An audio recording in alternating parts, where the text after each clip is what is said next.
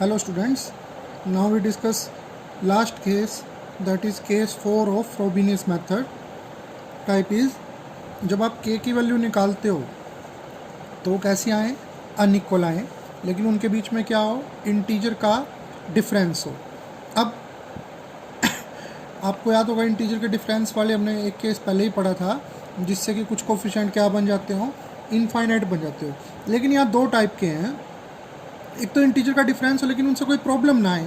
मान लो k की value आ जाती है 1 और 2 आ जाती है, ये तो आपको याद होगा ही। अगर प्रॉब्लम आएगी तो हमेशा किसकी वजह से आएगी, छोटे वाले रूट की वजह से आएगी। और k 1 रखने पर इन्फिनिटी बनता हो तो पिछली एक्सरसाइज हम डिस्कस कर ही चुके। लेकिन इसमें क्या है, मान लीजिए k की वैल्यू आती है 1 और 2, ना 1 रखने पे कोई प्रॉब्लम आती है ना 2 रखने पे, तो इसकी जो फर्स्ट टाइप थी वही रूल चलेगा। पहला सॉल्यूशन निकालने के लिए 1 पुट कर दीजिए और सेकंड सॉल्यूशन निकालने के लिए क्या है, 2 पुट कर दीजिए।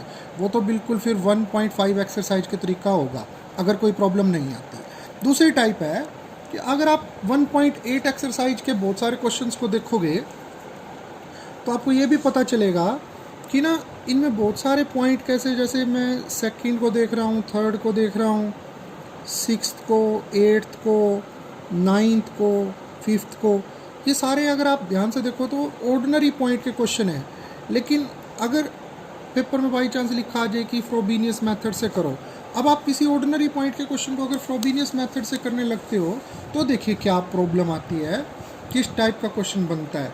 जैसे मैंने 8th क्वेश्चन डिस्कस किया हुआ है, 1 + x² y double derivative x y derivative minus x y equal to 0।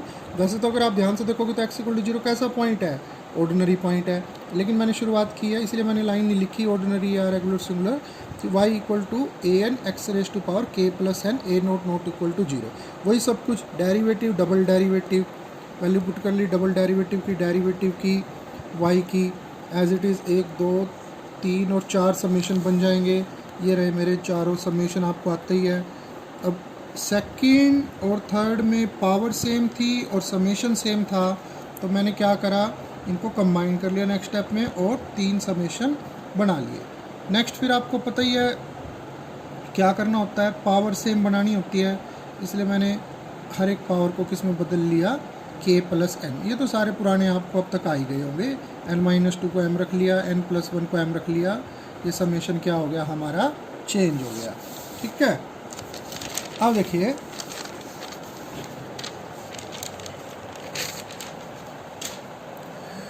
उसके बाद वही, अब क्या करने वाले हैं हम, अब हम इंडेक्स सेम करेंगे। तो मैंने क्या करा, सबसे बड़ा इंडेक्स क्या था, 1 था, तो मैंने इसका -2 -1 और 0 खोल लिया, 3 टर्म आ गई।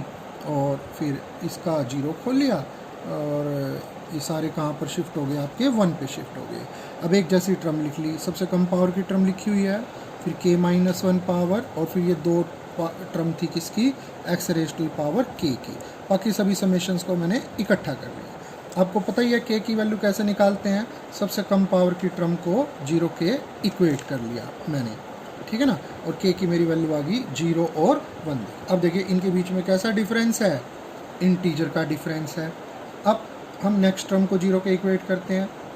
नेक्स्ट टर्म को जब ऐसे मैंने लिया k + 1 k a1 = 0। अब यही देखिए, यही है यहाँ पर, जब आप ऑर्डिनरी पॉइंट के क्वेश्चन को रेगुलर सिंगुलर पॉइंट से करने लगोगे तो छोटे वाले रूट को पुट करके देखिए हमेशा प्रॉब्लम आएगी, तो छोटे वाले रूट की वजह से आएगी, याद रखना। 0 रख के देखिए, अगर मैं 0 रखता हूँ तो यहाँ पर k है, ये पूरी इक्वेशन क्या हो जाती है, सेटिस्फाई हो जाती है, बेशक से a1 क्या हो, 0 हो चाहे ना हो। तो इस टाइप में आपको क्या करना है, यहाँ पर a1 नॉट इक्वल टू 0 मानना है, क्योंकि k की वैल्यू 0 रखने पर a1 नॉट इक्वल टू 0 तब भी क्या है, इक्वेशन होल्ड कर रही है, तो यहाँ पर a1 नॉट इक्वल टू 0 यही होगा। बस मेन पॉइंट यही होगा आपका, जब आप ऑर्डिनरी पॉइंट के क्वेश्चन को रेगुलर सिंगुलर पॉइंट से करोगे तो छोटे वाला रूट पुट करने पर यहाँ पर इक्वेशन अपने आप सेटिस्फाई हो जाएगी, तब आपको a1 को नॉट इक्वल टू 0 लेट करना है। नेक्स्ट, अब नेक्स्ट कोफिशिएंट को, जैसे इसको मैंने क्या कर लिया, 0 के इक्वेट कर लिया, a2 की वैल्यू आ गई, लेकिन k की वैल्यू तो मेरी क्या थी, 0 थी, तो a2 की वैल्यू क्या आ गई, 0 आ गई। तो मेरा क्या आया, a0 तो नॉट इक्वल टू 0 होता है, a1 नॉट इक्वल टू 0, लेकिन a2 क्या आ गया, 0। अब बाकी की वैल्यू निकालने के लिए हम क्या करने वाले हैं, फिर से इस वाले समेशन वाले पार्ट का यूज़ करते हैं। अब देखिए फिर मैंने क्या करा है, an+2 की वैल्यू निकाल ली है, फिर वहाँ से a3 की निकाल ली है, a4 की, a5 की, बीच बीच में जैसे a3 की वैल्यू a1 और a0 की फॉर्म में आ गई थी, a4 की वैल्यू a2 और a1 की फॉर्म में आ गई थी, लेकिन a2 हमारा क्या था 0, तो यानी a1 बच गया। a5 की वैल्यू निकाल ली है, a5 की वैल्यू में a2 फिर आ गया था, a2 मैंने 0 रख लिया, a3 की वैल्यू रख ली, तो मतलब कहने का मैंने 2-4 कोफिशिएंट और निकाल ली। अब पुट किया a0, a1, a2 मेरा 0 था तो a3, a4, a5। अब देखिए जैसे ऑर्डिनरी पॉइंट में 2 टाइप के कोफिशिएंट बचते थे वैसे ही अब यहाँ बच रहे हैं। कुछ कोफिशिएंट तो कौन से हैं, a0 वाले कोफिशिएंट मैंने सारे अलग कर लिए और a1 वाले सारे कोफिशिएंट अलग अलग कर लिए। तो इससे क्या होगा, ये अब दोनों सॉल्यूशन इकट्ठे आएंगे और क्या पुट करके आएंगे, k को 0, तो मैंने k को दोनों में 0 पुट कर दिया और मेरे दोनों सॉल्यूशन आ गए। अब k = 1 का क्या करना है, बिल्कुल वही k = 1 को इग्नोर करेंगे, क्योंकि k = 1 रखने से जो सॉल्यूशन आएगा वो इन दोनों का क्या होगा, लीनियर कम्बिनेशन होगा। तो याद रखिए जब आप ऑर्डिनरी पॉइंट के क्वेश्चन को रेगुलर सिंगुलर पॉइंट के तरीके से करने लगोगे तो आपकी कहाँ पर प्रॉब्लम आएगी, मैं एक बार फिर बता देता हूँ आपको। आपकी यहाँ आएगी जब आप, जैसे मैंने k की वैल्यू निकाली 0 और 1, और जब मैं नेक्स्ट टर्म को पुट कर रहा हूँ तो k की वैल्यू 0 रखने पर ये इक्वेशन वैसे ही होल्ड कर दी है, तो मैं कहूँगा a1 कैसा है, ≠ 0। तो आप इस क्वेश्चन को अगर आप ऑर्डिनरी पॉइंट के तरीके से करने की कोशिश करोगे तो सिंपली सॉल्व हो जाएगा, जैसे हम पहले सोल्व करा करते थे। ठीक है, तो 8th एक्सरसाइज में बहुत सारे क्वेश्चन ऑर्डिनरी पॉइंट के हैं और कुछ क्वेश्चन ऐसे हैं रेगुलर सिंगुलर के जिसमें k की वैल्यू क्या आएगी, अलग अलग आएगी, उनके बीच में इंटीजर का डिफरेंस होगा, लेकिन वो इंटीजर का डिफरेंस कोई प्रॉब्लम क्रिएट नहीं करेगा।